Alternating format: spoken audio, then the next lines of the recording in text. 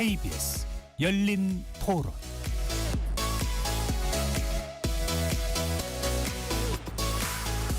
안녕하십니까? KBS 열린 토론 배종찬입니다.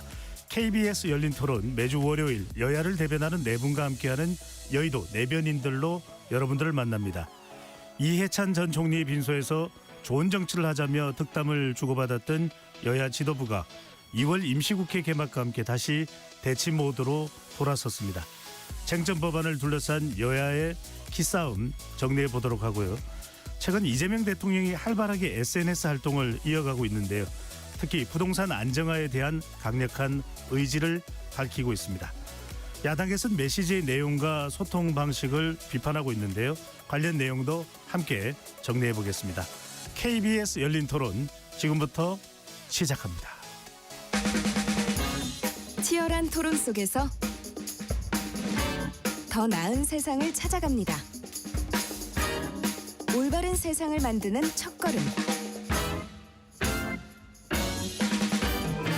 평일 저녁 7시 20분 KBS 열린 토론.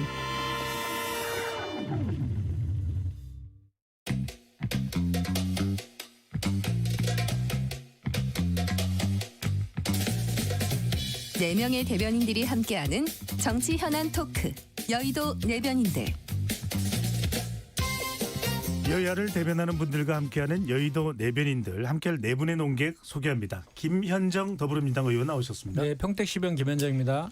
김소희 국민의힘 의원 나오셨고요. 네, 안녕하세요. 김소희입니다. 이승훈 더불어민주당 전략기획 부위원장 자리해 주셨습니다. 안녕하세요. 이승훈 변호사입니다. 이준우 국민의힘 미디어 대변인 나오셨습니다. 네, 이준우 대변인입니다. KBS 열린 토론 문자로 참여하실 분은 샵 9730으로 의견 남겨주실 수 있고요. 단문 50원, 장문은 100원의 정보 이용료가 없습니다. KBS 1라디오의 모든 프로그램은 유튜브에서도 함께할 수 있으니까요. 많이 들어와 주시고 구독 꾹 눌러주시고 좋아요도 많이 보내주시면 좋겠습니다. 자, 이야기부터 해봐야 되겠습니다. 트럼프 대통령의 간세 압박. 대미투자특별법은 과연 국회에서 어떻게 처리가 될까요? 먼저 김현정 의원께 좀 여쭤보겠습니다. 오늘부터 2월 임시국회가 이제 개막됐습니다. 네. 미국 트럼프 대통령의 간세 압박에 대응하기 위해서 이제 대미투자특별법 어떻게 처리해야 되느냐 이 부분이 중요할 텐데 민주당의 입장은 어떻습니까? 일단 그 트럼프 대통령이 그 입법을 빠르게 하지 않으면 그 관세를 25% 올리겠다고 하고 있고, 그렇기 때문에 어쨌든 그 트럼프의 요구가 현재 한미 간에 체결된 MOU 상에는 없는 내용이에요. 그럼에도 불구하고 뭐 일방적으로 그런 조치들을 할 수 있는 사람이니까 그거에 맞춰서 이제 한미 간에 그 정부끼리 그 협상도 하고 그랬지 않습니까? 그렇기 때문에 어쨌든 그 MOU를 이행하기 위해서는 그 연 600억 불의 자금도 조달을 해야 되고, 네. 그리고 또 운영 주체도 정해야 되고, 또 수익률을 담보하는 그런 내용들을 특별법으로 담아야지 투자를 할 수가 있잖아요. 그러니까 어차피 그 특별법은 이제 제정을 해야 되기 때문에 지금 그리고 트럼프가 저렇게 요구하고 있는 그런 상황이기 때문에 이 문제를 해결하기 위해서는 현재로서는 대미투자 특별법을 그 내용들을 정밀하게 수기하고 심사하되 빠르게 그 제정하는 그 방법이 지금은 현실적으로는 최선의 방법인 것 같습니다. 네, 여하튼 대미투자 특별법으로 가되 최대한 좀 서두를 필요가 있다는 말씀 주셨는데 국민의힘은 계속 이제 비준 이야기를 하고 있는 것 같은데 김소희 의원께 여쭤보고 싶은 것이 국민의힘이 비준을 받아야 된다고 강력하게 주장하는 이유가 있습니까? 어쨌든 그 투자 계획이고 작은 돈이 아니니까 그런 부분에 대해서 위헌 요소를 최소화하는 차원이죠. 그거는 네, 다르게 얘기하면 양당 지도부가 이 부분에 대해서 합의를 하면 저는 그 정도는 충분히 넘길 수 있을 거라고 생각을 하는데, 문제는 오히려 이제 오늘 제가 그 재경위 간사 아닌 박수영 간사의 이제 페이스북에도 올라온 내용이긴 한데 그 CNBC하고 베센트 장관 사이에 인터뷰가 있었던 내용에 보면은 그 저희는 뭐 특별법이든 비준이든 실은 제 생각으로는 특별법 빨리 통과시켰으면 좋겠다 뭐 이런 생각도 국익을 위해서는 필요하면 네. 하면 좋겠다라고 했는데, 베센트 장관의 워딩 단어가 뭐였냐면 ratify라는 단어를 썼어요. ratify가 비준하다라는 뜻이었거든요. 그래서 사회자가 다시 한번 물어봤어요. 그러면 한국 국회가 ratify 하지 않으면 25%를 부과할 계획이냐. 근데 그랬더니 그 전에 빨리 비준을 하면 일을 진행하는데 도움은 될 거야라는 답변을 줬거든요. 그래서 그걸 확인하고 그러면 이게 지금 아직 국회에서 비준인지 정부 간 여당 간 대화 내에서 우리 야당 입장에서는 이 부분을 지금 확인해야 되거든요. 진짜 미국이 요구하는 게 비준인지 뭐 특별법 통과인지 이 부분에 대한 논의도 지금 안 된 상황이고 우리 입장에서는 뭐 계속 뭐 김정관 장관이 가서 만났는데 뭐 오해를 풀었다 얘기하지만 그거에 대해서 뭐 자세한 내용을 안 주고 있는 상황에서 미국 측은 이제 관보에다가 게재를 준비하고 있다 이런 뉴스가 좀 나오고 있잖아요. 네. 솔직히 관세 불안해. 인상을 하기 맞아요. 전에 이제 그쵸. 미국의 관보에 올리게 되는 거죠. 그때 행정명령 전에 이제 순서가 관보에 올리면 거의 확정인 걸로 알고 있거든요. 네. 그런 상황이니까 불안하죠. 저희도 뭐 국익 차원에서 이걸 어떤 식으로든 좀 해결했으면 좋겠고 반대할 생각은 하나도 없습니다. 뭐가 됐든 빨리 처리하는 부분에 대해서는 중요하다고 생각하지만 그 전에 확인을 해야 될 부분들은 민주당이나 여당이나 정부 입장에서 좀 소상히 좀 알려줬으면 하는 그런 바람이 좀 있는 거죠. 근데 요거는 팩트니까 네. 제가 말씀을 좀 드려야 될 것 같은데 그거는 그 트럼프가 SNS 올린데도 인액트라 해서 입법이라고 명확히 표현을 했고 이번에 우리 김정관 산업통상부 장관하고 그 러트리 상무장관은 두 차례 회동을 통해서 그 내용은 다 확인이 된 거예요. 그래서 MOU 상에도 그 조약을 비준한다는 표현은 없습니다. 그렇기 때문에 그거에 대한 팩트 문제는 정리가 된 것이고 그래서 이번에 러트리 상무장관을 만나 가지고도 한국의 투자 의지가 있다라는 거 그리고 정상적인 입법이 진행 중에 있다라고 해서 미국이 오해는 풀렸다라고는 했습니다. 그런데 여전히 그 입법이 아직 되고 있지 않기 때문에 빠른 그 입법을 해달라고 촉구하면서 그 관세 인상 말씀하신 것처럼 연방 간보에 게재하면 그때부터 효력이 발생하잖아요. 그 연방 간보에 게재하는 행정적인 실무적인 절차는 지금 진행 중이다라고 예. 김정관 장관이 얘기하면서 빠른 입법을 좀 국회에 당부하는 그런 얘기를 좀 한 것이에요. 네. 이성훈 부위원장께 여쭤봅니다. 그러니까 ratify라는 것이 이제 비준하다는 의미일 수도 있지만 또 한편으로는 베센트 재무장관이 뭔가 법적으로 빨리 통과돼야 된다는 의미를 또 담고 있을 수도 있는데 이렇게 좀 시간이 많이 걸리는 국회에서 대미투자특별법을 놓고 봤을 때 그 이유는 뭐 특별히 따로 있습니까?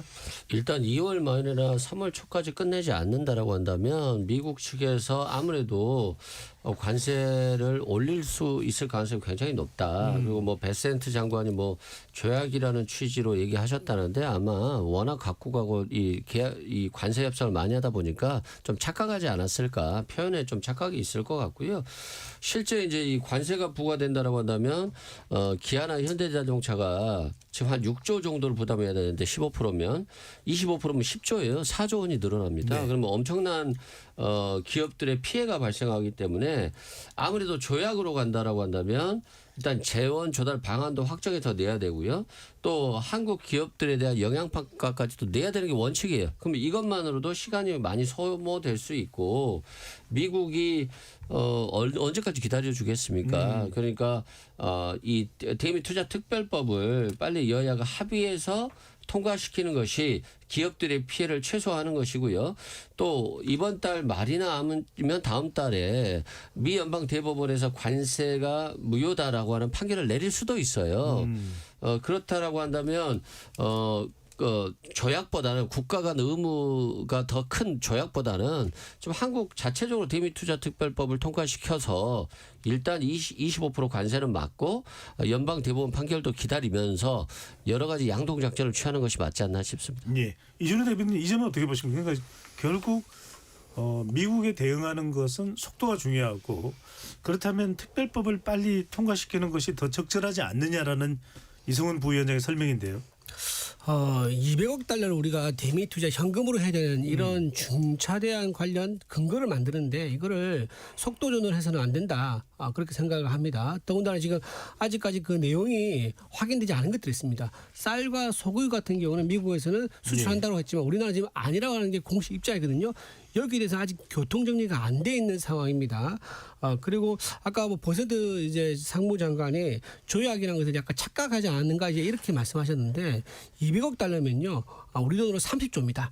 매년 30조 원의 미국에 투자를 해야 되는 그런 큰 엄청난 이제 협의를 하는 건데 이것을 조약과 MOU를 착각해서 말했을 리가 있겠습니까? 30조 원은 엄청난 돈인데 그리고요 저희 입장에서는 일단 헌법 60조에 따르면 이제 국가 재정에 아주 중대한 영향, 즉 국민의 세금에 막다른 네. 영향을 미치는 경우는 국회에서 동의를 얻게 헌법에 지금 규정돼 있습니다. 거기에 따라서 자연스럽게 국민들이 낸 세금이 미국으로 간다 그러면 국회에서 논의를 거쳐서 투명하게 절차를 거쳐야 한다는 것이 우리 국민의 입장인 네. 거고. 이준호 대변인 설명 잘 알겠는데요. 네네. 제 질문은 비준으로 갈 경우 시간이 많이 걸리고 미국은 더 난색을 표명할 텐데 그 점은 어떻게 보시는지요? 시간이 걸리더라도 비준하는 게 맞겠죠. 왜냐하면 지금 대미 투자 특별법으로 하게 되면요. 이 특별법이 되면 이건 개정을 할 수가 있어요. 그러니까 한국 정부가 뭐 사정이 생기거나 미국과 합의가 된다 그러면 개정안을 할 수 있겠지만 미국은 지금 개정을 원하지 않을 겁니다. 이렇게 개정 가능성이 열려 있는 상황이 된다 그러면 추가적으로 더 강한 보복을 할 수 있는 거죠. 관세를 더 올린다든가 이럴 수가 있기 때문에 제가 보기에는 확실하게 하기 위해서는 서로 상호 신뢰할 수 있는 비준으로 가는 것이 장기적 관점에서는 상호 좋지 않겠나 생각합니다. 김정희께 여쭤보면 그러면 지금 국민 이준호 대변인 설명대로라면 속도도 내야 되고 국회에서는 또 국민의힘이 대미투자특별법을 받아들이도록 또 야당도 설득을 해야 되는 상황인데 이게 가능할까요?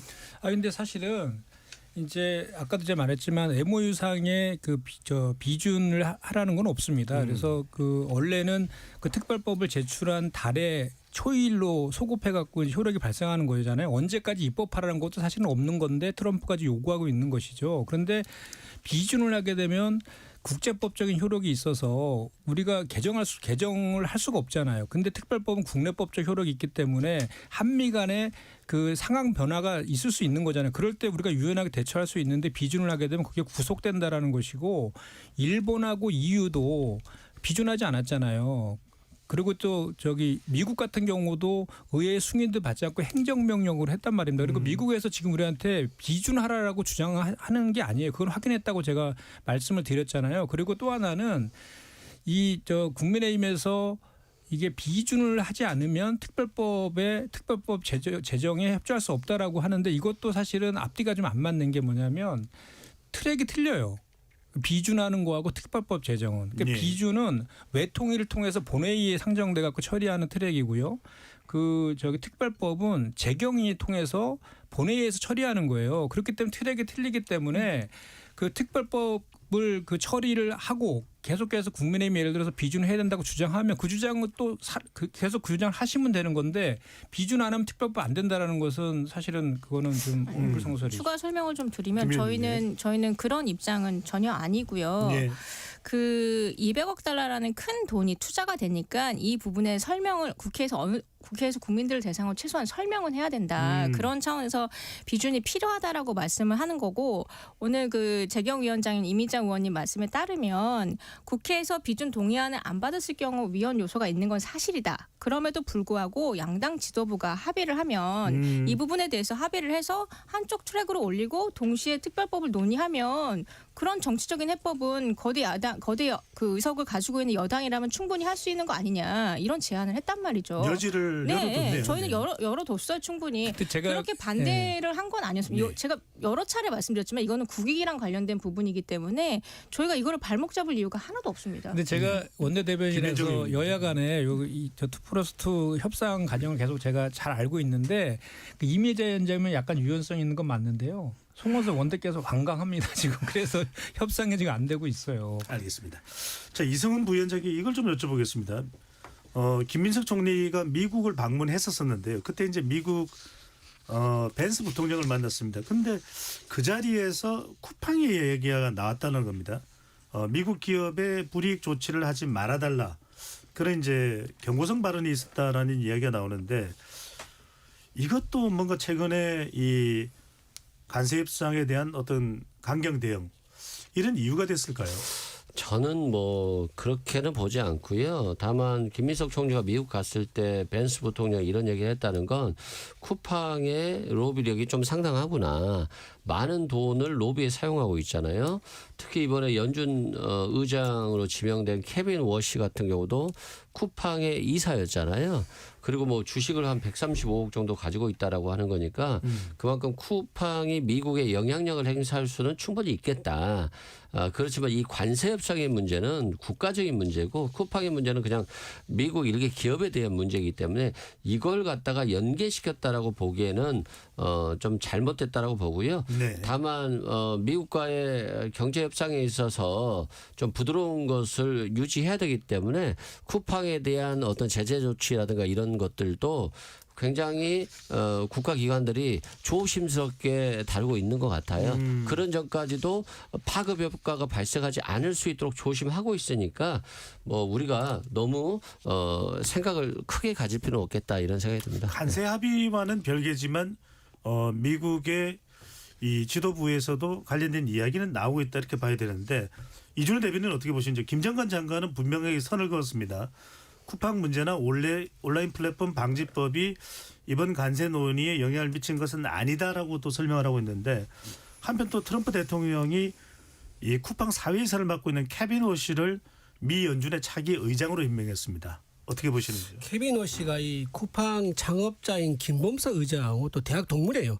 하버드 동문이고 이분이 언제부터 의장을 했냐면 언제부터 쿠팡 이사를 했냐면 2019년부터 했다 그러더라고요. 그러니까 한 6년 정도 쿠팡 임원으로 있었었고 쿠팡 관련된 주식을 130억을 갖고 있었으니까 보통 가격이 아니겠다라는 것은 충분히 짐작이 가능한 거고 그 사람이 지금 자기 연방준비회 의장으로 간다 그러면 미국 정부의 막강한 로비력을 김범수 의장이 케빈 워시를 통해서 직접 할 수 있겠구나라는 것은 충분히 상상이 가능합니다. 근데 다만 벤슨 부통령이 이 쿠팡 문제를 직접 거론하긴 했지만 실제로는 이 문제가 아닐 것이다. 그러니까 지금 관세 협상 이후에 후속 조치가 안 이루어지고 있는 것에 대한 불만 이게 가장 큰 원인이 아니겠는가. 지금 우리 정부 입장은 이것 같아요. 미국에서 지금 중간 평가가 내년에 올해 말에 있을 거죠. 근데 중간 평가 결과를 보고 그때 후속 조치를 하자. 그러니까 중간평가에서 트럼프 대통령이 타격을 입으면은 미국과 협상 그대로 하지 않아도 된다라는 그런 기대감을 갖고 있는 게 미국 눈에 보이는가 봐요. 그러다 보니까 무슨 소리야? 너랑 나랑 그런 신뢰할 수 있는 관계가 아니지 않느냐. 지금 당장 약속한 걸 지금 지키지 않으면 우리는 너한테 언제든지 보복을 할 거야라고 지금 신호를 보낸다. 그러니까 겉으로는 뭐 쿠팡 문제라든가 또는 종교 문제, 그러니까 손흥민 목사의 어떤 뭐 체포라든가 이런 문제를 얘기하지만 실제로는 관세 협상이 이행 안 하는 거 이게 대한 불만이 컸다는 거고요. 네. 이번에 지금 갔을 때 김정관 산자부 장관이 러트닉 상무장관과 만났을 때 추가적으로 투자에 대한 얘기가 있었다 그러더라고요. 약 100억 달러 규모로 대여섯 개의 추가 투자를 논의했다고 하는데 이게 이틀 동안 논의하면서 결과는 안 났다 그래요. 근데 지금 매년 200억 달러가 들어가기로 예정돼 있지 않습니까? 네. 근데 추가로 100억이 되면요. 우리 정부가 미국에 투자하는 게 총 매년 45조 원이 되는 거예요. 이런 엄청난 투자를 해야 되는 그런 굉장히 불리한 압박에 시달리고 있는 이재명 정부가 이 상황을 어떻게 풀고 갈지 참 걱정됩니다. 이거는 이성훈 부위원장께 여쭤볼게요. 왜냐하면 이 케빈 워시가 최종적으로 임명이 되면 물론 상원 인준도 거쳐야 됩니다.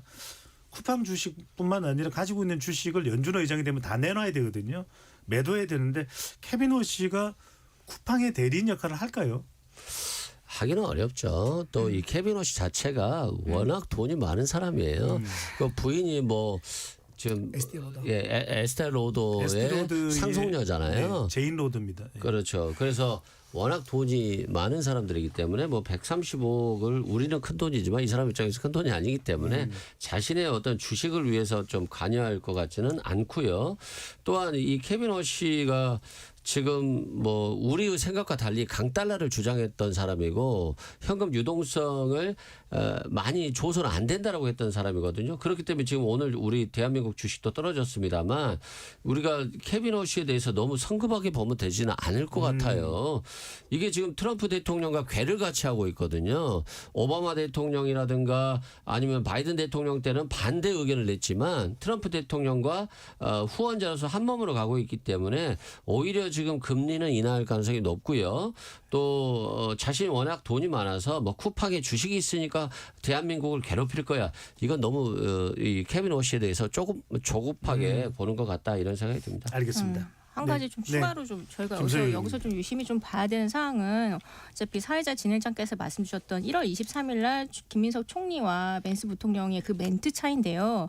그 미팅이 끝나고 나서 이제 김민석 총리는 한국 특파원 간담회에서 벤스 부통령이 우리 입장은 충분히 잘 전달했다. 차별적 조치는 없었다라고 명시적으로 밝혔는데 그리고 나서 미국 측 월스트리트 저널 내용을 보면 벤스 부통령이 쿠팡 같은 미국 기업에 대한 제재와 규제를 추진하지 말라고 김 총리에게 warned, 경고했다라고 썼거든요. 그러니까 해석이 좀 완전 다른 거예요.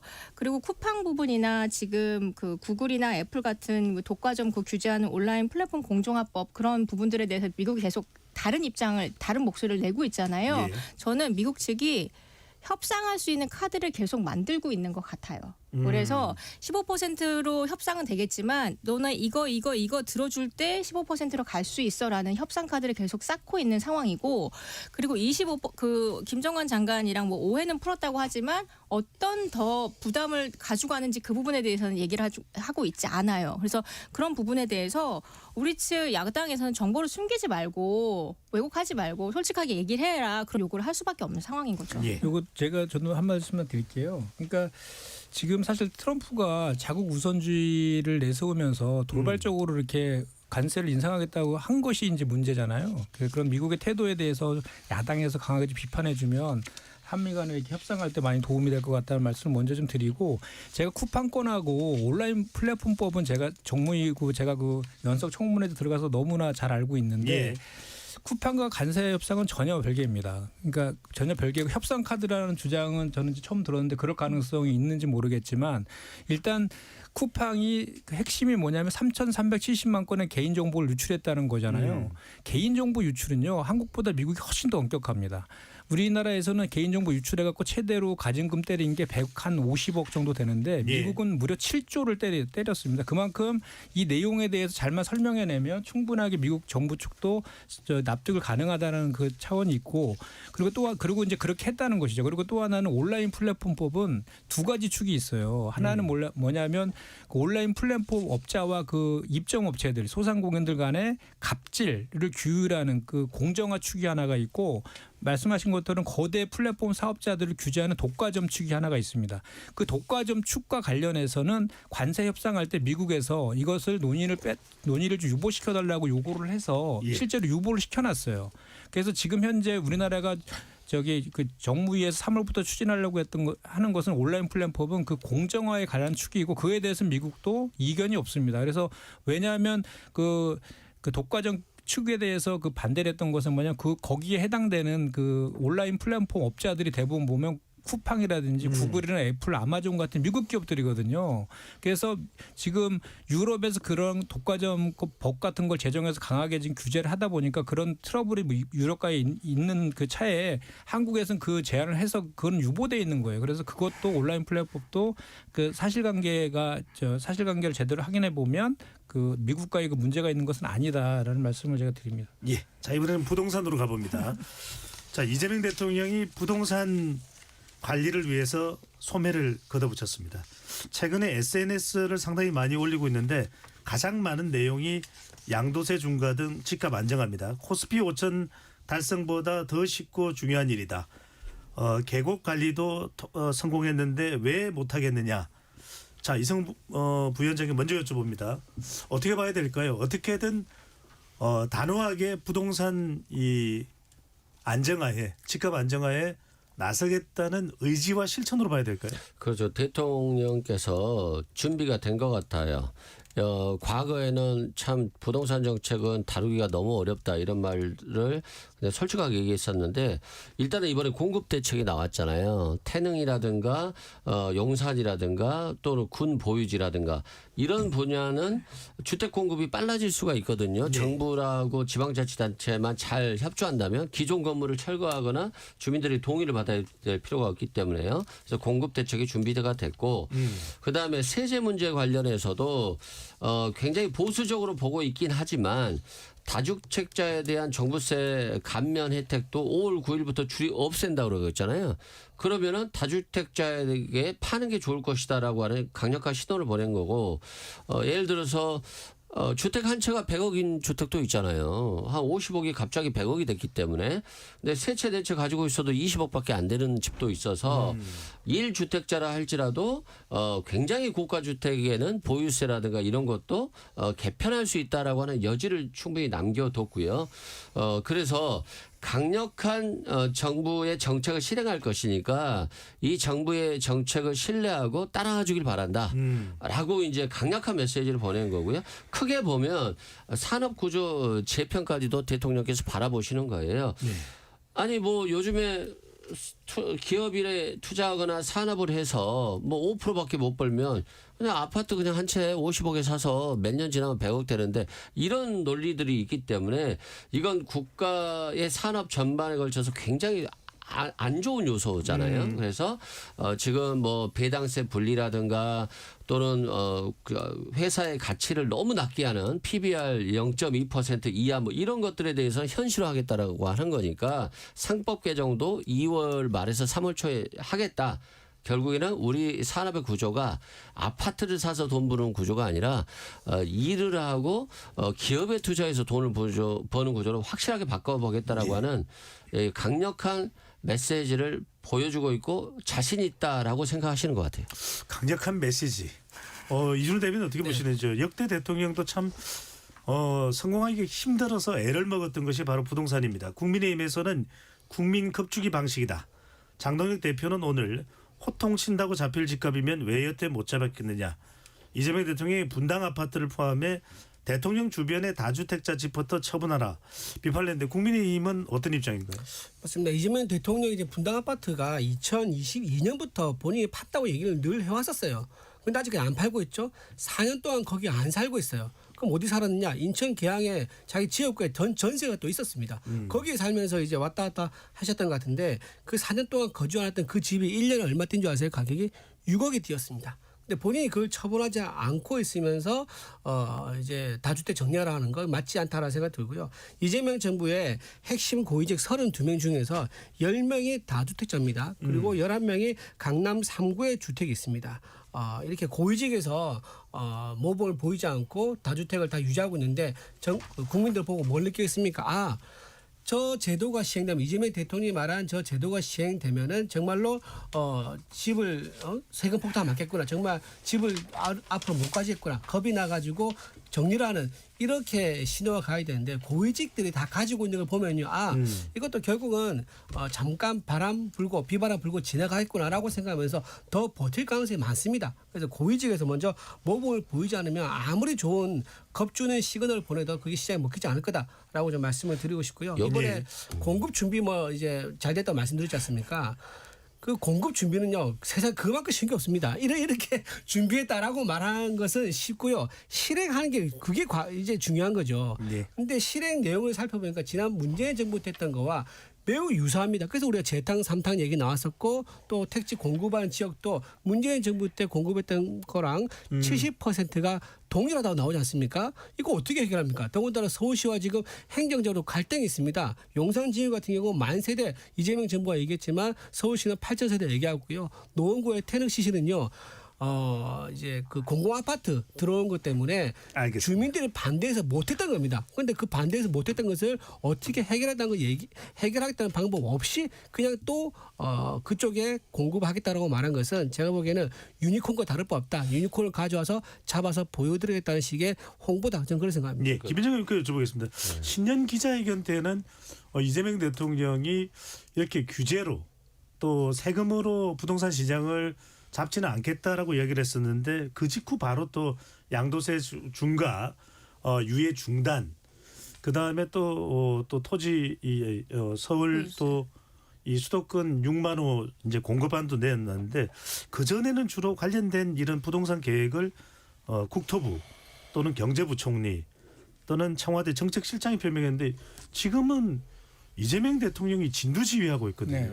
이 배경은 뭐라고 봐야 될까요? 그러니까 그만큼 부동산 시장을 정상화시키겠다는 강력한 의지를 이제 표명하는 거죠. 그리고 이제 그 사실은 저 다주택 중과 유예를 이제 중단하겠다 하고 하는 것은 작년에 이미 예고했던 거예요. 5월 9일 날 종료되게 돼 있잖아요, 법이. 그 법대로 하겠다라는 겁니다. 그런데 지난 윤석열 정부 때 4년 동안에 계속 유예를 시켜줬잖아요. 그러다 보니까 다주택자들이 또 유예될 것이라는 기대 속에서 매물을 안 내놓으니까 그거에 대해서 명확하게 이번엔 종료한다라는 그 의지를 이제 메시지를 낸 것이고 그리고 부동산 정책은 특히나 더 정부의 정책의 일관성이 중요하잖아요. 일관성 있게 하겠다라는 그 얘기를 하고 있는 거고 그래서 지금 뭐 수요 억제책으로 이제 대출 규제라든지 이런 거 2차례 했고 지난번 9.7 대책에서 2번째 이제 공급 대책을 발표한 거 아닙니까? 근데 이제 자꾸 문재인 정부와 비교를 하시는데 차이는 분명히 있습니다. 그러니까 뭐냐면 일단 그 대통령에 대한 강력한 의지와 대안뿐만 아니라 실행력이 담보돼야 되는데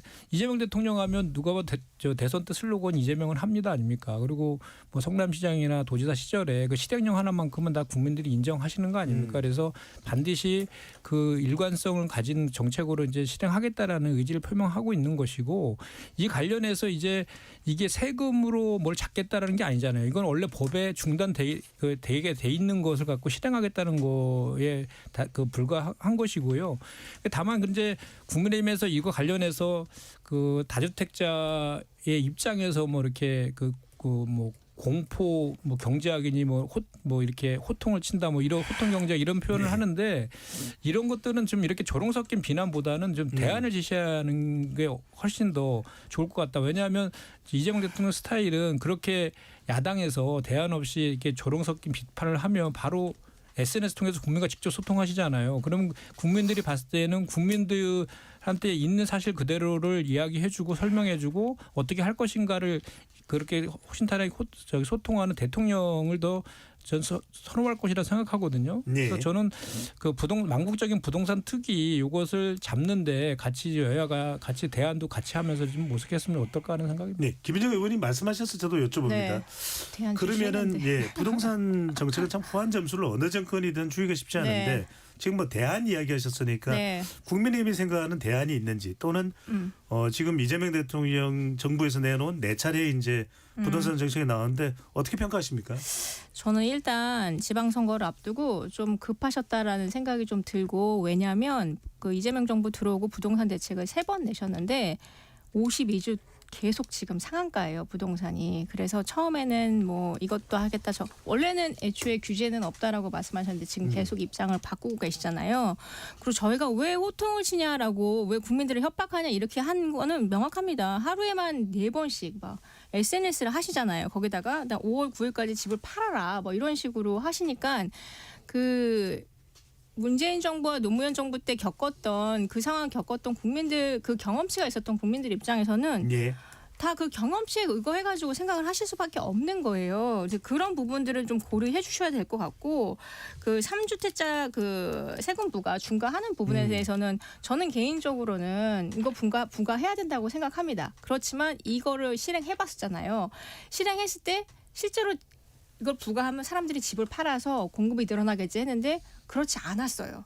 이거에 대한 경험치도 일반 또 국민들이 있는 거예요. 그래서 저희가 요청을 하는 게 그러면 고위공직자들이라도 이것부터 해라. 다주택자들 좀 팔아라. 이런 요청을 하는 거고 저희가 하는 대안은 그 서울시는 이 문제에 대해서 오랫동안 고민을 했습니다. 그래서 민간 정비 사업 같은 거 그걸 활발하게 할 수 있게끔 규제 완화로 좀 같이 좀 가자. 뭐 첫 번째로 제안을 드렸던 게 이주비 대출 규제 그거 합리화하자. 그러면 그런 부분들에 대해서 지금 내 집 하나 가지려고 하는 사람들한테 그 부분을 제공할 수 있는 거 아니냐. 근데 이 부분에 대해서는 고려를 안 하고 계세요. 그래서 그 당장 그 6만 호라는 숫자를 맞추기 위해서 굉장히 연끌을 하셔가지고 숫자를 다 맞췄지만 네. 그 중에서는 불가능한 숫자들도 굉장히 많잖아요. 그래서 서울시가 지금 당장 민간 정비 사업하면 3만 호 공급할 수 있는데 이 부분에 대한 고려를 왜 안 하냐라고 일단 제안을 했고 우리 당도 여야 같이 사자 협의체를 하자 이런 제안까지 한 상태입니다. 이준우 대표 혹시 부동산 관련해서 하는? 근데 이제 이 해결 방법, 공급 해결 방법을요 공공으로 하려고 그러니까 문제가 있는 것 같아요.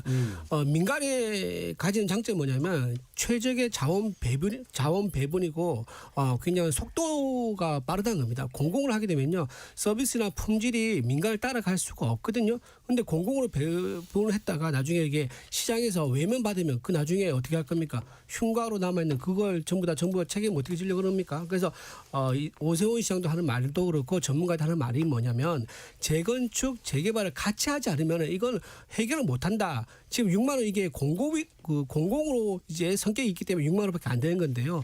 재건축 재개발을 해서 민간으로 하지 않습니까? 그러면 순식간에 40만 원가 공급이 된다고 합니다.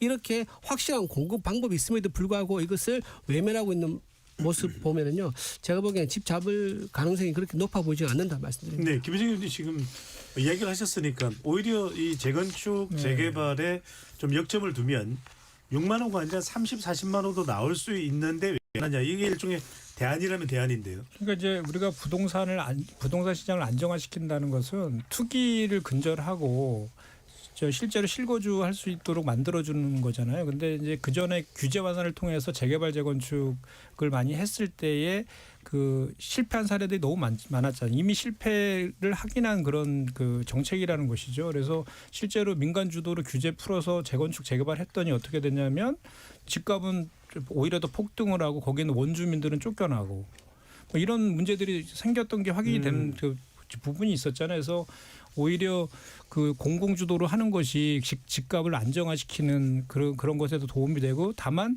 그 공공주도로 하되 그 직주 근접이 가능한 수도권에다가 아주 그 좋은 그 입지에다가 그 청년과 신혼 부부들을 위한 주택을 짐으로 인해서 실제로 그 요구들을 그 니즈들을 갖다가 충족시킬 수 있는 그런 것을 최대한 연끌해서 모았다라는 것이잖아요. 그래서 물론 이 6만 호를 한 달에서 모든 게 해결되지는 않죠. 그래서 앞으로도 유유부지라든지 뭐 노후 청사 같은 걸 더 찾아서 공급하겠다라는 것이고 이게 이제 두 번째 공급 대책이잖아요. 지난 9월 7일 날 발표했던 것은 그 2030년까지 이제 그 수도권에다가 135만 호를 착공하겠다 이렇게 한 거고 올해 이제 그 중에 11만 호가 올해 착공되거든요. 거기에 더해서 이제 6만 호가 더 추가되는 것이고 또 추가로도 계속 한다라는 것이니까 그런 그 집값 그러니까 이제 뭐 이렇게 많이 공급하는 것도 중요하지만 집값을 안정시키는 게 더 중요한 거 아닙니까? 그런 차원에서 보면 규제 하나 부분은 과거에 실패한 그 전례들이 많이 있어서 좀 공공주도를 하고 있는 것이다라는 말씀입니다. 알겠습니다. 이번에는 선거를 앞두고 지방선거를 앞두고 행정통합 관련된 이야기 좀 나눠보겠습니다. 이성훈 부위원장께 먼저 여쭤보겠습니다. 상당히 지금 대경통합, 대구경북 그리고 대충통합, 대전과 뭐 이름이 그렇습니다만 합하면 또 대전과 충남의 통합이고요. 또 이제 광전 통합, 광주와 전남 상당히 4년간 20억 지원 이야기가 나오면서 급물살을 타는 듯 했는데 어떻게 보십니까? 지방선거 전에 가능할까요? 지금 정개특위의 이 강력의원 정수 조정이나 또는 이 선거구 획정도 상당히 영향을 미칠 수밖에 없는데 지금 국민의힘이 강력단체장인 충남 대전에서는 조금 다른 이야기가 나오고 있기도 합니다. 어떻게 보시는지요? 그렇죠. 좀 쉽지는 않을 거예요. 지방선거 이제 뭐 한 5개월 정도 남았는데요.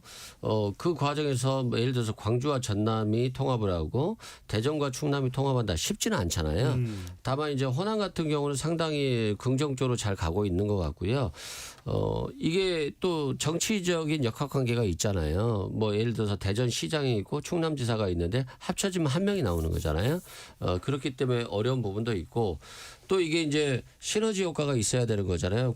정부에서는 많은 예산을 지원해주고 이 좀 우리 부울경 메가시티 이런 전략처럼 그런 전략인 건데 그렇다 할지라도 이게 이제 어떤 효과로 발전할 것인가에 대해서 지방의 주민들도 좀 고민이 있을 거예요.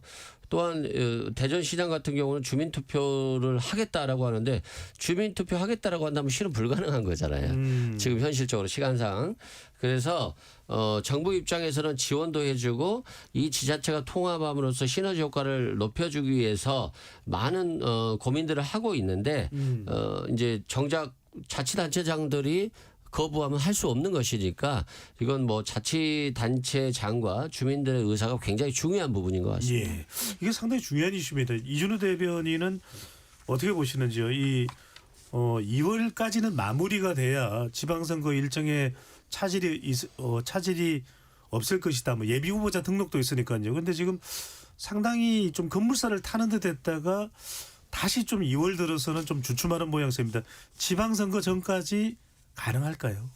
저는 아마 모르겠습니다. 광주 전남에서는 뭐 호남 민주당 이제 지지세 강하고 또 이재명 정부를 지지하는 단체장이 있으니까 거기서는 좀 적극적으로 호응할지 모르겠습니다. 그리고 정부가 재정 인센티브를 주겠다고 했지 않습니까? 그러니까 재정이 열악한 광역단체에서는 이제 좀 유인책이 있긴 하겠죠. 하지만 이게 자율적인 통합이 사실 아닙니다. 우리 국민의힘 같은 경우는 대전시장과 충남도지사가 이미 몇 년 전부터 만나가지고 우리 통합방안에서 논의를 했었고요. 관련된 입법도 우리가 대표 발의를 해서 지금 국회에 지금 계류 중입니다. 그런데 이렇게 우리가 이제 근거 조항도 만들고 자율적으로 통합하는 것을 논의하고 있는데 정부는 어떻게 나서고 있느냐? 자율 통합 아니에요. 정부가 얘기한 것은 통합을 공고하는 기준을 정부가 설정을 합니다. 그러고 나서 재정 인센티브도 주지만 재정 페널티도 준다고 하는 거예요. 즉 예. 선택을 안 하면 너네가 손해다라고 하는 건데 이게 어떻게 자율적인 통합이 되겠습니까? 저는 선택권을 박탈해서 강제적인 통합이기 때문에 여기에 대한 거부 반응이 대전과 충남 그리고 대구와 경북도 아마 더 심할 것이다. 하지만 광주와 전남에 대해서는 조금 더 적극적으로 반응할 줄 모르겠다 생각합니다. 알겠습니다. 광역단체장 수가 변경될 수 있으니까 지방선거에 상당히 영향을 미친다는 의미도 있는데 김소희 의원과 김현정 의원의 말씀까지도 연달아 들어보겠습니다. 네, 이거는 어쨌든 말씀 주셨던 것처럼 대전하고 충남에서 자리가 줄어든다는 부분은 그것까지 다 감안하고 대전시장과 충남도지사분이 통합을 논의했던 거예요. 그거는 꽤 오래전부터 통합을 논의했고 그때 저희가 발의한 대표 법안, 특별 법안의 메인 본질은 뭐냐면 지방자치 분권의 본질은 재정하고 중앙정부로의 권한 이항이에요. 예. 근데 그 권한 이항 부분에 있어서 저희가 요청했던 8조 8천억 원 규모가 아니라 이번에 민주당이 발의한 법안을 보니까 3조 정도인 거예요. 반 정도 수준이고 또 광주 전남하고의 차이가 뭐냐면 그 광주 전남의 특별법은 그 중앙정부가 뭐 그 권한이나 재정 부분에 해야 한다라고 머스트 규정인데 이번 대전 충남 같은 경우는 할 수 있다. 그러니까 재량 규정으로 바꿔놓은 거예요. 그건 안 할 수도 있다는 뜻이기 때문에 저희가 지금의 민주당 법안으로는 어렵다. 애초에 이제 처음에 이재명 대통령이 대전 충남 하겠다고 해서 저희가 다 환영 메시지를 냈습니다. 이거 좋다. 근데 민주당이 최근에 발의한 법안 내용을 보니까 이 상태로는 애초에 취지대로 우리가 논의한 대로 아니다. 그래서 이거를 정치적으로 좀 해결을 했으면 좋겠다. 그런 메시지를 내는 거지 저희가 예. 이거를 반대하고 있는 건 아니고 대전 충남이 이 논의에 대해서 가장 먼저 했기 때문에 저는 어쨌든 인구 소멸이나 뭐 이런 것 여러 가지 사항을 다 봤을 때 이걸 잘 끌고 나갔으면 하는 바람이 있는 거죠. 세 곳의 대상 지역 중에서 지금 급물살을 가장 탔던 곳이 대전 충남이었는데 오히려 2월 들어서는 지금 논의되고 있는 걸 보면은 대전 충남이 민감한 지역이 됐어요. 이건 어떻게 보시는지요? 일단 뭐 말씀하신 것처럼 국민의힘에서 먼저 작년에 그 특별법 발의했었잖아요. 그리고 뭐 지금 현재 국민의힘의 그 소속이 전부 다 광역단체장입니다. 광역단체장 하고 있고 그런데 이제 그거에 대해서 정부에서 호응하고 같이 이제 만들자라고 했더니 이제 선거용이다라고 하면서 약간 이제 스탠스를 바꾼 것인데 조금 전에 말씀하신 건과 관련해서 그 내용적인 부분에 있어서는 대전 충남 통합 관련해서는 우리 당의 의원들도 많이 관련돼 있기 때문에 좀 전에 그런 그 차이가 있다라고 하는 내용들에 대해서 그 논의하는 과정에서 그걸 반영시킬 가능성 충분히 있을 것 같은데요. 그리고 그 대구 경북 특별법은 국민의힘에서 발의했습니다 이번에. 그리고 우리 같은 경우는 이제 광전과 대전 충남을 당론으로 이제 발의한 그런 것인데 그런 것들 뭐 차이가 있는 내용적인 부분들은 저는 얼마든지 논의가 가능하다고 봐요. 다만 이제 그 관점이 이제 극복이 돼야죠. 이게 지방선거의 유불리를 갖고 접근할 것이냐 또는 시민들의 편익을 위해서 이걸 접근할 것이냐는 분명한 선택지가 있는 것 같아요. 왜냐하면 이게 사실 이렇게 주민투표 이런 거 해갖고 유보하는 것은 안 한다는 거와 다름 아닌데 예. 이번에 못하면요 다음에 또 못합니다. 어차피 맞아요. 그래서 이번에 그 물 들어왔을 때 노져야지. 그래서 저는 내용적인 측면은 얼마든지 가능하다. 지금 서울특별시와 똑같은 맞아요. 특례를 주겠다는 거라서 정말 좋은 기회거든요. 예. 그래서 수도권 중심의 일극체제, 그 부동산의 수도권의 집값 문제도 여기 다 연동되는 거잖아요. 그래서 5급 3특 체제로 전국을 좀 균형 발전하는 아주 좋은 기회라서 이거를 정정보다는 정말로 여야가 머리 맞대고 논의했으면 좋겠습니다. 알겠습니다. KBS 열린 토론 잠시 참여 안내 로고 듣고 추가했네요. 2부로 돌아오겠습니다.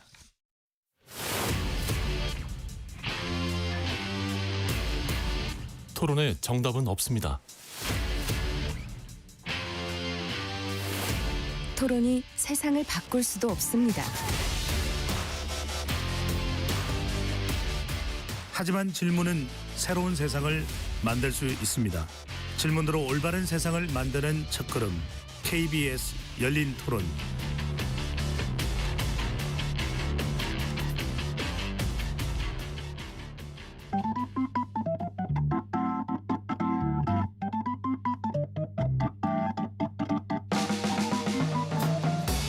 세상을 바꾸는 질문, 열린 토론이 시작합니다.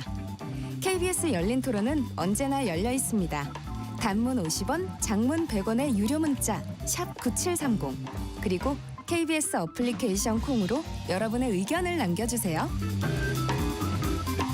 KBS 열린 토론 2부 이어가겠습니다. 매주 월요일은 여의도 내변인들로 진행하고 있습니다. 스튜디오에 김소희 국민의힘 의원, 김현정 더불어민주당 의원, 이준우 국민의힘 미디어 대변인, 이승훈 더불어민주당 전략기획부위원장 네 분과 함께하고 있습니다. 일부의 행정통합에서 김소희 의원께서 조금 못다한 말씀이 있어서 그 말씀까지는 듣고 마무리하겠습니다. 네. 네, 그 정치적으로 좀 해결을 해서 대전 충남이 꼭 통합됐으면 좋겠다라는 민주당 의원님의 말씀도 있어서 그래서 그 뭐 주민투표 이런 얘기가 좀 나오긴 하지만 예. 김태흠 지사께서 그 이제 이 대통령 면담을 제안하셨어요. 그 자리에서 저는 어쨌든 오랫동안 논의했던 부분들이 있으니까 충분히 협상이 가능할 것 같거든요. 서울 다음으로 서울과 같은 그런 사이즈의 도시가 생길 수 있는 게 저는 대전 충남이라고 보고 그런 부분들에 있어서 그 지역에 계신 분들이 많이 공감대를 갖고 있는 상황입니다. 그래서 예. 충분히 협상이 가능할 것 같으니까 이 부분부터 먼저 해결이 됐으면 좋겠다라는 바람을 네. 전합니다. 지역민들 중에서는 원하는 목소리가 또 나오고 있다. 그 점까지 가만히 될 것이다라는 말씀이셨습니다. 이번에는 자 민주당으로 가봅니다.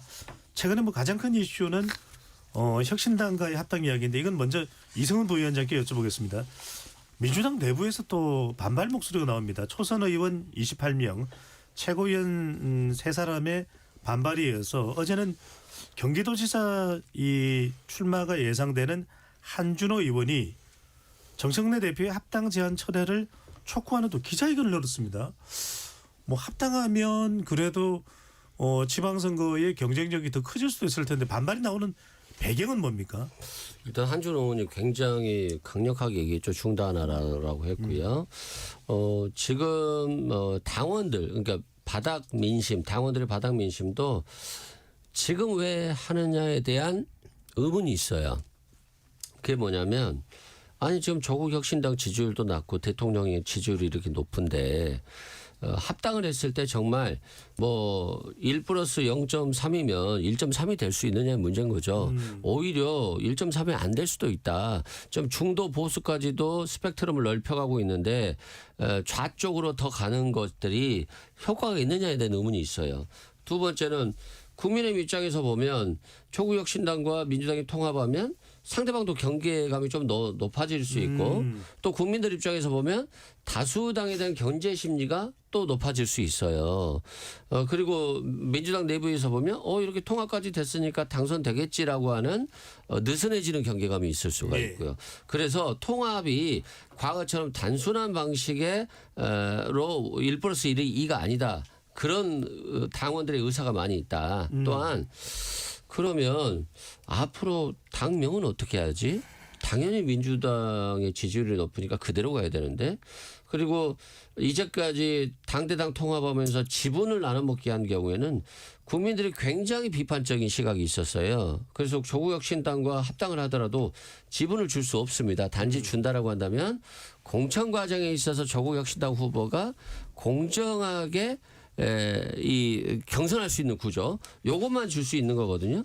그럼에도 불구하고 조국 혁신당이 그러면 만족할 것인가에 대한 여러 가지 고민들이 있었고 여기에 왜 지금 대통령이 지금 코스피 5천을 이뤄냈고 부동산 문제도 이렇게 적극적으로 정면 승부하고 있고 대통령의 국정 과제가 엄청나게 많은데 지금 이 시점에 조국 혁신당과의 합당이 국정 운영 동력을 높여주는 게 아니라 오히려 좀 떨어뜨려주는 게 아닐까 이런 고민도 있어서 여러 가지 고민들이 있어서 이제 정치권에서 이렇게 좀 반대를 하는 것 같고요. 예. 다만 정청래 대표 입장에서 보면 어차피 한 뿌리의 조국 혁신당과 민주당입니다. 그럼 언젠가는 합당을 해야 돼요. 명분은 있기 때문에 앞으로 정청래 대표께서 이 합당 과정에 있어서 절차적인 문제, 최고위원이나 당원들과의 소통 문제 이런 것들을 철저히 잘 지켜가셔야 된다. 그러면 뭐 통과될 수도 있겠습니다만 그렇지 않으면 상당히 험난한 예. 좀 그런 과정이 될 것 같습니다. 김현정 의원께 좀 먼저 여쭤보고 국민의힘 또 김소희 의원의 말씀을 좀 들어볼 텐데 따지고 보면 이게 이제 선거공학이나 정치공학을 분석하는 전문가들의 목소리는 민주당이 이미 거대 정당이고 또 지금 이 상당히 이 선거 구도상에서 분리할 것이 없는데 지방선거 이후에 합당 논의를 하면 민주당이 더 주도권을 잡을 텐데 정청래 대표가 이 이야기를 꺼내던 배경 김현정 의원께서는 어떤 목적이 있는 것으로 풀이하시는지요? 연임용이라는 얘기를 제가 그 이야기를 거죠, 드리진 지금? 않았습니다. 아, 참 이게 참 어려운 문제 같아요. 지금 뭐 그러잖아도 오늘 공개 최고위에서 최고위원들이 서로 부딪히기도 했는데 네. 저도 최고위 그 비공식 뭐 공식 다 들어갔었는데 좀 분위기가 좀 그렇더라고요. 그러니까 앞으로 좀 험난한 그 길이 좀 보여서 좀 저거 한데 오늘도 뭐 저기 초선 의원들 모임도 또 오늘 또 회의도 했고 여러 가지 이제 그 의견들이 이제 나오고 있어요. 그래서 이제 처음에는 이 절차가 왜 내부 논의 안 하고 이렇게 제안을 했느냐에 대한 그 비판에서 지금은 이제 정말 뭐 지방선거 승리를 위해서 한다고 했는데 지방선거에 도움이 되느냐 오히려 중도 확장성이 제한돼서 오히려 지방선거에 불리한 거 아니냐 이런 또 주장도 나오고 있어서 예. 절차와 내용적인 반대하는 입장들도 나오고 있고 또 아예 합당 자체를 하지 말자라는 이것까지 나오고 있어요. 그리고 또 그 어차피 같은 뿌리이기 때문에 통합을 하자는 찬성하는 입장도 있고 그래서 이런 다양한 의견들이 이제 섞여 있는 그런 그 상황이거든요. 그리고 또 이제 현실적으로는 그 우리 뭐 초선 의원 중에 이제 그 시도당 위원장을 하는 분들이 계시거든요. 그분들 얘기는 공천을 하는 그 프로세스 자체가 지금 다 지금 꼬일 수가 있다라고 해서 예비 후보 검증에 들어갔다는 것이죠. 예, 네. 그런 절차들이 다 지금 합당을 하게 되면 다시 꼬이잖아요. 그런 거 준비하는 그런 후보들이라든지 또는 시도당 차원에서는 대단히 그런 혼란이 있을 수 있다. 이런 뭐 현실적인 그런 부분들도 이야기하고 있고 그래서 지금 현재로서는 그 우리 당내에서 이 그 당대표를 비롯한 최고위원들이 그 과정 관리를 정말 잘해야 될 것 같다는 생각을 합니다. 그래서 뭐 수기하고 공론화 하되 정말 이것이 어느 한쪽에 그러니까 이게 그러면 합당을 지금 뭐 지금 하자 이런 의견이 이렇게 결론이 날 수도 있고 지선 이후에 하자 또는 아예 하지 말자 뭐 여러 가지 의견들이 결과가 나올 수 있는 거 아닙니까? 그랬을 때 상대방이 승복할 수 있는 그런 공정하고 투명한 그 논의 과정들이 반드시 필요한 그런 시점인 것 같고요.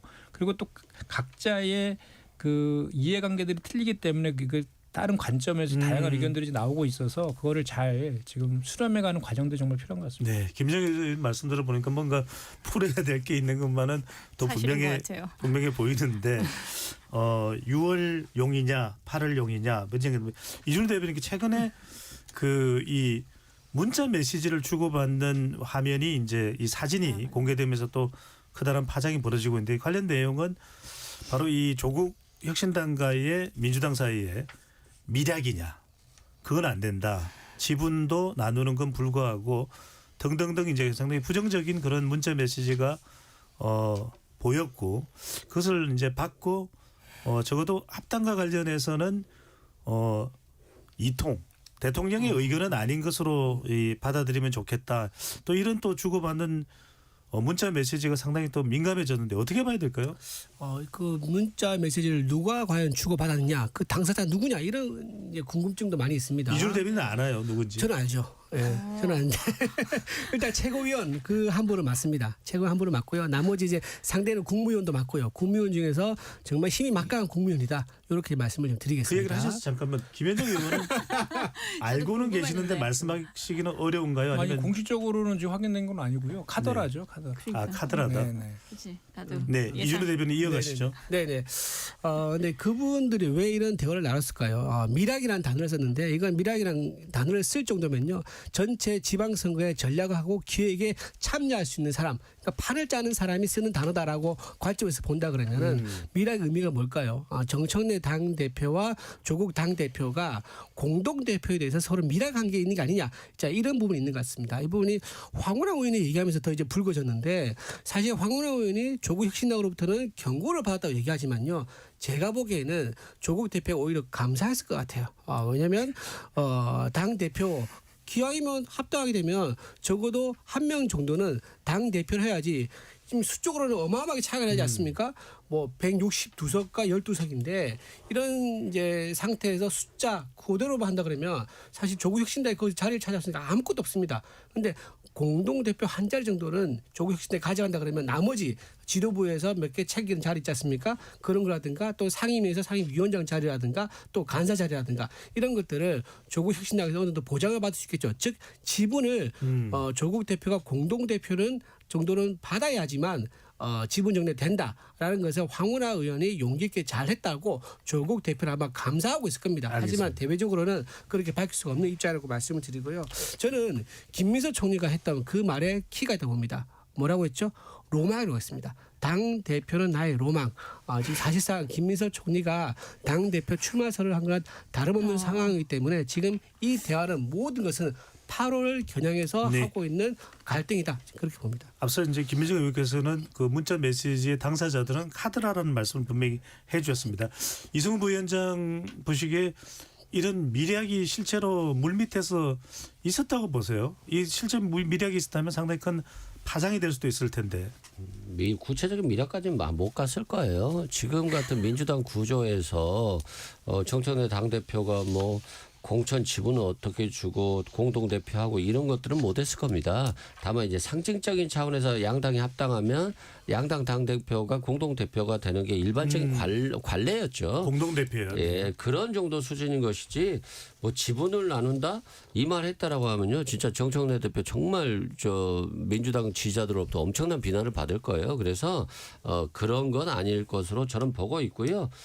다만 좀 당원들의 저변에 깔린 왜 지금 하지? 합당하면 정말 민주당에 도움이 될까? 대통령이 이렇게 잘하고 계시는데 이 합당 문제로 인해서 자꾸 불협화음이 커져서 대통령의 국정 동력이 떨어지지 않을까? 이런 고민들을 실제 많이 해요.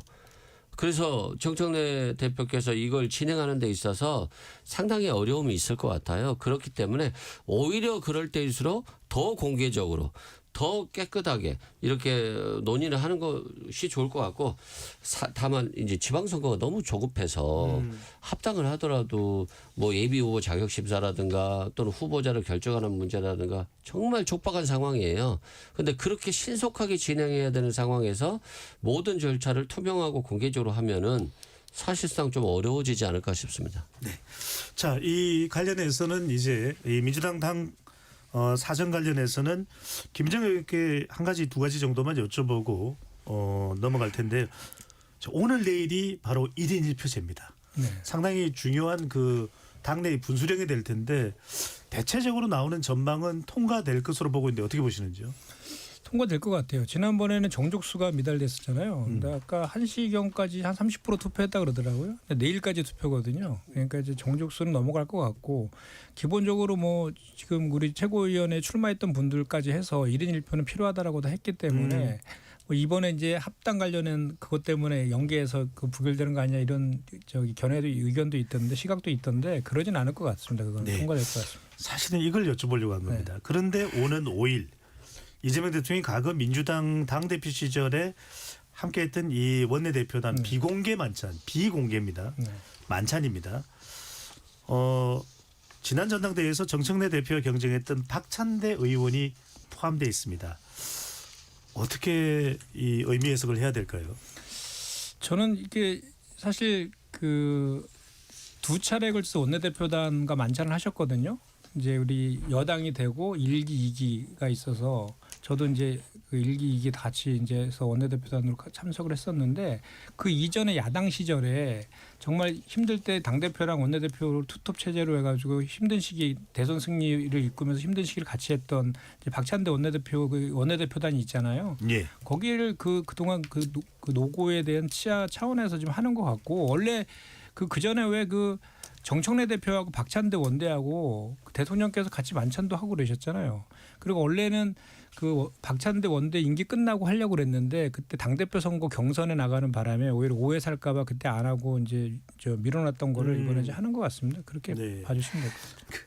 다른 의미가 있는 것은 자꾸 아니고 웃지 마시고. 다른 의미가 있는 것은 아닐 것이다. 근데 1일 1표제가 통과될 것 같다고 말씀 주셔가지고 조승래 사무총장이 3월에 당원 투표 예고했잖아요. 합당 관련해가지고 저는 합당될 것 같습니다. 합당은 될 것 같다. 네. 일단 뭐 김어준 씨가 조국 혁신당과의 합당은 정청래 대표가 해야 할 일이라고 일단 얘기를 했고 네. 어쨌든 지방선거 전에 합당을 해야지 이게 의미가 있는 거지. 그래야지 뭐 정치적 공학적으로 협상할 카드가 있으니까 합당 논의가 되는 거지. 그 이후는 논의가 안 될 것 같거든요. 알겠습니다. 김소희 의원께서 또 발언을 해주셨으니까 국민의힘 이야기로 넘어가고 있습니다. 오늘 의원총회 있었습니까? 굉장히 길게 있었습니다. 장동익 대표가 한동훈 전 대표 제명 결정과 관련해서 경찰 수사에 대한 언급을 했다고 하는데 당원 게시판 관련해서 경찰 수사가 필요하다 의미입니까? 네. 이제 어쨌든 이호선 당무감사를 고발했고 네. 뭐 몇몇 고발 건이 들어왔으니까 수사는 해야 되는 상황이고 그럼 수사 내용을 보고 단계 논란에 대해서 이제 그러니까 수사 내용을 살펴보고 한동훈 대표가 정말 잘못한 게 없다 하면 윤리위의 결정을 철회하고 본인도 거기에 책임을 지겠다라고 메시지를 냈습니다. 아 장동익 대표가요? 네. 어찌 보면은 관련해서 배수진을 치면서 당내 안정을 꾀하려는 그런 이제 도모하려는 모습으로 볼 수 있는데 일단 세신한 내용이 어떻게 나오느냐도 중요할 것 같은데 그쵸. 예상되는 내용이 있습니까? 오늘은 쇄신한 얘기는 아직까지는 안 나왔는데 그 의원들의 의원총회 질문의 대부분은 이런 제명 결정하지 말라고 그랬는데 왜 했냐 그거에 대한 설명을 해달라라고 해서 단계 게시판에 대한 내용을 설명을 쭉 했었고 그리고 이제 그간 한 전 대표와의 관계 설정에 대해서 이제 뭐 그냥 설명을 했습니다. 어떤 일이 있었고 어떤 일이 있었고 그래서 이 어쨌든 지금의 단계 게시판 논란은 오늘 다 수습하자라는 그런 취지로 의원들도 그렇게 얘기를 하셨고 그러니까 분위기는 약간 수습되는 더 이상 한 그 다선 의원께서 오늘 끝장 토론하든 뭘 하든 이 문제는 오늘 여기서 끝내자. 더 이상 이 문제를 가지고 외부에서 국민의힘이 분열된다라고 한 메시지가 나가는 거는 민주당에만 좋은 일이고 우리 지방선거에 도움이 하나도 안 된다. 오늘 그냥 우리는 마무리 진다. 앞으로 이 얘기는 하지 말자라는 게 약간 컨센서스가 이루어졌습니다. 몇 시간 했습니까 의원총회? 저희 한 3시간, 4시간 정도 했고 저는 방송 때문에 미리 나왔고요. 알겠습니다. 네, 네. 국민의힘 이슈이기 때문에 이준우 대변인 질문 드리고 또 김현정 의원 또 이승훈 부위원장으로 가겠습니다. 자, 의원총회에서 더 이상 이 이야기는 하지 말자 가라앉는 겁니까? 그 여지는 계속 지속되는 겁니까? 똑같은 얘기 같은데 당연히 가라앉는다고 좀 보죠. 왜냐면 이제 좀 있으면 이제 예비 후보자 등록 이제 하게 되면요, 실제 선거 운동을 합니다. 이제 출마 예정자들이 예. 지역구 다니면서 선거 운동하고 명함 나눠주고 인사하고 이제 그렇게 되거든요. 선거 분위기에 넘어가게 되면 다른 걸 돌아볼 겨를이 없습니다. 좋은 후보를 내는 것도 중요하고요. 또 좋은 후보를 검증하고 나서 후보들끼리 공정한 룰을 통해서 경선을 통해서 후보자 또 확장하는 것도 이것도 중요한 거고요. 또 청년 우리가 의무 공청제를 약속했지 않습니까? 청년 의무 공청제 어떤 청년을 발굴할 것이냐 이것도 좀 우리 과제입니다. 그리고 경선하게 되면 우리가 70대 30으로 해서 당원과 일반 여론조사 비율을 이제 그렇게 공고안이 올라왔는데 아직 확정이 안 됐어요. 이거를 6대 4로 할지 조정할지 이런 문제도 남아 있는 거고 전부 다 이제 당무적으로 해야 할 이슈들이 굵직굵직한 선거 관련된 내용이거든요. 오늘 또 인재영입 위원장 조정훈 의원을 또 발표했단 말이에요. 예. 그렇기 때문에 더 이상 지금 다른 걸로 이제 시선 돌릴 겨를이 없다. 설 직전에 민심 지지를 올리기 위해서 박차를 가하는 상황이 될 것이다. 봅니다. 알겠습니다. 이준우 대변인은 가라앉을 것이다. 지방선거 대비도 바쁠 것이다라는 이야기를 했는데 이승훈 전략기획 부위원장은 어떻게 보시는지. 근데 지금 한동훈 전 대표는 이달에 또 토크 콘서트도 하고 지금 한정훈 전 대표 제명 결정에 반발하는 쪽에서는 장동혁 대표도 물러나야 되고 송원석 원내대표도 동반해서 물러나야 된다 이 이야기가 나오는데요. 한동훈 전 대표가 통합에 있어서는 좀 부족한 부분이 많은데 목소리는 커요. 목소리만 말만 한 번에 쫙쫙 퍼지는데 장동혁 대표는 뭐 국민들이 관심을 안 갖잖아요. 그러면 가라앉아야 되는데 가라앉을 수가 없잖아요. 그 생각보다 한동훈 대표 팬덤이 좀 있더라고요. 그래서 토크 콘서트도 하고 그러면 또 한동훈 왜 잘랐냐고 하면서 계속 장동혁 대표 물러나라고 할 거고 또 장동혁 대표가 소신 있게 할 수도 없잖아요. 뭐 고성국이라는 분은 뭐 전두환이 피를 별로 흘리지 않은 민주화를 했기 때문에 사진 붙여야 된다라고 하는데 그 황당한 발언들을 하고 있잖아요. 근데 이 사람한테 끌려고 할 수밖에 없고 또 불운하게도 전환기 씨도 귀국한다고 하잖아요.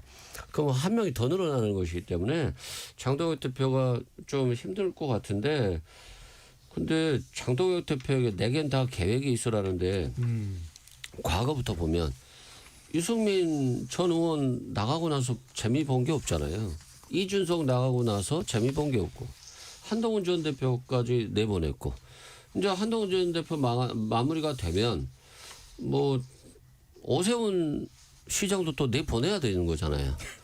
그러면 남는 게 없잖아요. 그러면 이제 이 자리를 누가 채우냐? 나경원 의원이 서울시장을 채우고 이진숙 전 방통위원장이 대구시장을 채우면 정말 보기 좋을 것 같아요. 그래서 국민의힘이 지방선거에서 굉장히 폭삭 망할 것 같은데 그 길 외에 장동혁 대표가 선택할 수 있는 길이 있을까에 대해서는 굉장히 의문이 있어요. 장동혁 대표가 어떤 선택을 하는지도 궁금하기도 하고요. 또 하나가 한동훈 전 대표가 일단은 제명을 받은 상태거든요. 근데 다들 궁금해하는 것이 반드시 돌아오겠다라는 메시지를 냈는데 김현정 의원께서는 어떻게 보십니까? 일각에서는 6월 뭐 선거에 출마한다는 이야기도 나오는데 또 아닐 것이라는 이야기가 나오고 어떤 행보가 대체로 예상이 되십니까? 일단은 뭐 지방선거하고 보궐선거 중에 출마한다면 보궐선거 쪽으로 갈 가능성이 높죠. 돌아오겠다고 했으니까 중앙에서 정치하려면 배지가 있어야 되잖아요. 그러니까 보궐선거를 할 가능성이 높아 보이고 하게 되면 어디로 나갈 것이냐 했을 때는 당선 가능성이 상대적으로 높다고 한 보수 텃밭 대구에 빈자리가 나면 거기에 나갈 가능성이 높아 보이는데 또 민주당과 3파전에서 혹시라도 민주당이 되면 그 책임을 또 고스란히 떠안게 되는 리스크도 있고 또 그러면서 그 사실 그 명분은 좀 떨어지죠. 그런데 명분이 하려면 사실 험지 나가서 이겨줘야 되는데 예. 험지 나가서 낙선했을 경우에는 완전히 더 치명타를 받을 수 있기 때문에 그 선택을 할지는 좀 미지수인데 그래서 확률적으로 봤을 때에는 보수 텃밭으로 가지 않을까. 예. 그렇게 알겠습니다. 이준우 대변인 꼭 뭐 하실 말씀 있으시다고요? 아까 한동훈 전 대표가 좀 이제 좀 제법 팬덤이 있다고 말씀하셨는데, 그러니까 팬덤이라는 게 정확하게 말씀드리면은 굉장히 좀 목소리가 큰 소수의 팬덤이 있다 이렇게 보기 맞는 거죠. 지금 두 번의 집회가 있었거든요. 한동훈 지지 야외 집회가. 근데 둘 다 한동훈 측에서는 10만 명이라고 주장을 했었습니다. 근데 둘 다 경찰 추산은 첫 번째는 2천 명이 모였었고 두 번째는 5천 명 정도가 모였다는 게 공식 집회 결과라고 말씀드립니다. 알겠습니다. KBS 열린 토론 여의도 내변인들 이것으로 모두 마무리하겠습니다. 오늘 함께해 주신 이승훈 더불어민주당 전략기획 부위원장, 이준우 국민의힘 미디어 대변인, 김현정 더불어민주당 의원, 김소희 국민의힘 의원 내부 말씀 고맙습니다. 감사합니다. 지금까지 KBS 열린 토론 배종찬이었습니다.